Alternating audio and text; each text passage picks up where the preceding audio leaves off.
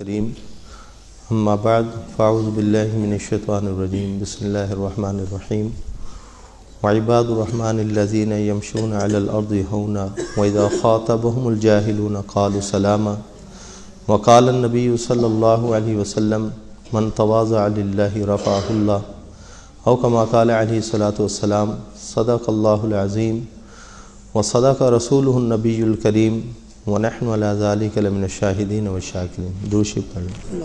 اللهم صل على محمد وعلى آل محمد على ابراہیم اللهم بارك على محمد وعلى آل محمد على ابراہیم وعلى آل ابراہیم.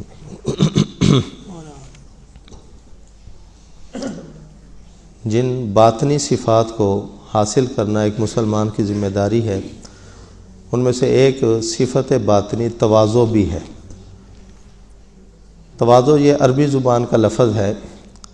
اس کا معنی یہ ہوتا ہے کہ اپنے آپ کو دوسروں سے کم تر سمجھنا. صرف اپنے آپ کو دوسروں سے کم تر کہنا نہیں، بلکہ اپنے آپ کو دوسروں سے کم تر سمجھنے کا نام تواضع ہے. جس طرح بعض لوگ اپنے ناموں کے ساتھ یہ لکھتے ہیں احقر یا افقر الورا یا حقیر، عاجز، ناکارہ.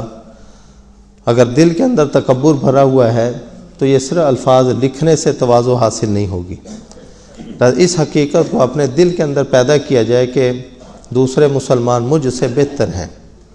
حضرت تھانوی صاحب رحمۃ اللہ علیہ، انہوں نے ایک مرتبہ بیان کے دوران قسم اٹھا کر فرمایا کہ خدا کی قسم میں ہر مسلمان کو اپنے آپ سے فی الحال بہتر سمجھتا ہوں، اور کافر کو بھی معالن و احتمالن اپنے سے بہتر جانتا ہوں.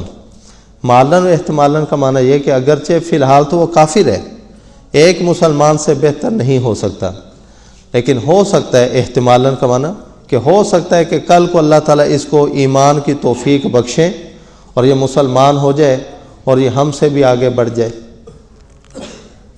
تو اس قدر یہ ہے اپنے آپ کو کم تر سمجھنا کہ ہر مسلمان کو بظاہر دیکھنے میں نظر آ رہا ہے کہ وہ فسق و فجور میں مبتلا ہے. ہم اس قسم کے فسق و فجور میں مبتلا نہیں. نماز پڑھتے ہیں، ذکر اذکار کرتے ہیں، تلاوت کرتے ہیں، لیکن کیا معلوم کہ اللہ تعالیٰ کے ہاں اس کی کون سی نیکی مقبول ہو اور اس کا مرتبہ اور مقام اللہ کے ہاں نہ جانے کیا ہو، اور ہم نہ جانے کس پکڑ کے اندر آ جائیں. حدیث کے اندر نبی کریم صلی اللہ علیہ وسلم نے بنی اسرائیل کے دو آدمیوں کا ذکر کیا کہ دونوں آپس میں دوست تھے. ایک نیک تھا، دوسرا بد تھا. یہ اس کو کہتا کہ آپ یہ گناہوں کو چھوڑ دو، وہ بات یہی کہتا تھا کہ یہ میرا اور میرے اللہ کا معاملہ ہے، آپ مجھے میرے حال پہ چھوڑ دیں. ایک دن اس نے دیکھا کہ وہ واقعتاً کسی گناہ مبتلا ہے. اس نے اس کو کہا کہ آپ اس گناہ سے باز آ جاؤ. اس نے وہی یہ کہا کہ خلی بینی و بین ربی، کہ آپ یہ میرا اور میرے رب کا معاملہ ہے، اس کو ہم پہ چھوڑ دو. لیکن اس نے آگے سے قسم اٹھا کر کہا کہ اللہ کا قسم، اللہ تعالیٰ تیری بخشش نہیں فرمائیں گے. اب اللہ تعالیٰ کو اس طرح کے جملے پسند نہیں ہیں، کیونکہ جنت جہنم یہ تو اللہ نے بنائی ہے کہ کس کو جنت میں بھیجنا ہے کس کو جہنم بھیجنا ہے، اس کا فیصلہ بھی اللہ ہی نے کرنا ہے. لیکن یہ قسم اٹھا دی کہ اللہ کی قسم تیری بخشش نہیں ہوگی. اللہ تعالیٰ نے فرشتے کو بھیجا کہ دونوں کی روحوں کو قبض کر لیا جائے. چنانچہ دونوں کی ارواح کو قبض کیا گیا. تو پھر اللہ تعالیٰ نے جس کے بارے میں اس نے قسم اٹھائی تھی اس کے بارے میں فرمایا کہ جاؤ میں نے تجھے بخش دیا، اس کے لیے جنت کا فیصلہ کیا. اور اس کو اپنے سامنے کھڑے کر کے فرمایا کہ کیا تو میری رحمت کو روک سکتا ہے؟ اس پر تو قادر ہے کہ میں کسی پر رحم کرنا چاہوں اور تو اس کے آگے رکاوٹ بن جائے؟ کہ یا اللہ نہیں روک سکتا. مگر پھر تو نے اس بندے کے بارے میں ایسی قسم کیوں اٹھائی؟ اس کے لیے جہنم کا فیصلہ کیا. اس لیے یہ تکبر ایک بہت بری، جیسے کہتے ہیں نا، بلا ہے. اور تواضع اس کے مقابلے کے اندر جس کو حاصل ہو جائے اس کو اللہ تعالیٰ رفعت اور بلندی عطا کرتے ہیں. چنانچہ جو آیت میں نے پڑھی اس میں اللہ نے اپنے خاص الخاص بندوں کا تذکرہ کیا ہے. وعباد الرحمانی، فرمایا کہ رحمان کے بندے وہ ہیں الذین یمشون علی الارض ہونا، جو زمین کے اوپر عاجزی کے ساتھ چلتے ہیں.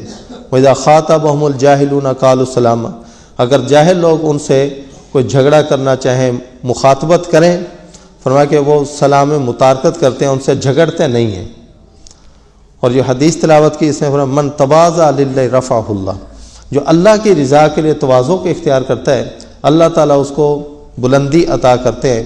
کبھی نہیں دیکھا گیا کہ کسی نے اللہ کی رضا کے لیے تواضع اختیار کی ہو اور وہ ذلیل ہو گیا ہو، نہیں، بلکہ اللہ تعالیٰ اس کی عزت کو بڑھاتے ہیں۔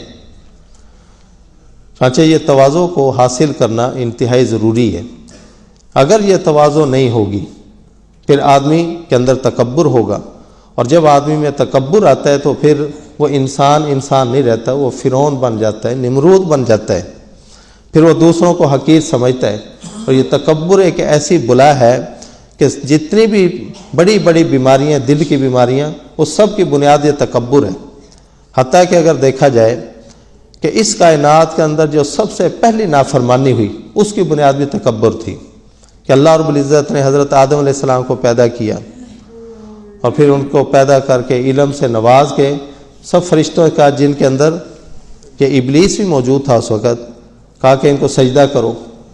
سارے فرشتوں نے سجدہ کیا، اللہ کا حکم مان لیا، لیکن ابلیس کے بارے کہ الا ابلیس ابا واستکبر وکان من الکافرین، اس نے انکار کیا اور تکبر کیا اور یہ کافرین میں سے ہو گیا۔ دیکھیں اس کائنات کے اندر سب سے پہلے جو معصیت کی، اللہ کی نافرمانی کی جڑ پیدا ہوئی تو وہ تکبر کی بنیاد پر ہوئی ہے، اور ہمیشہ کے لیے وہ راندہ درگاہ ہوا کہ تکبر عزازیل را خار کرد بزندان لعنت گرفتار کرد، کہ تکبر نے ہی عزازیل، اس کا نام تھا عزازیل ابلیس کا، عزازیل کو خار کر دیا، ذلیل کر دیا اور ہمیشہ کی لعنت کے اندر گرفتار کیا۔ تو اس تکبر کی وجہ سے آدمی غصہ بھی کرتا ہے، اس طرح کہ اگر تکبر نہ ہو تو آدمی ناجائز کبھی کسی کے اوپر غصہ نہیں کرے گا، نہ اپنے سے کم درجے کے لوگوں پر، نہ اپنے سے بڑوں پر تو کر ہی نہیں سکتا آدمی، کم درجہ کے لوگوں پر آدمی کرتا ہے تکبر کی وجہ سے، کہ یہ سمجھتا ہے کہ میرا مرتبہ اور مقام ان سے بڑا ہوا ہے، ان کا مرتبہ اور مقام مجھ سے کم ہے، تو تکبر کی بنیاد پر غصہ ہوگا۔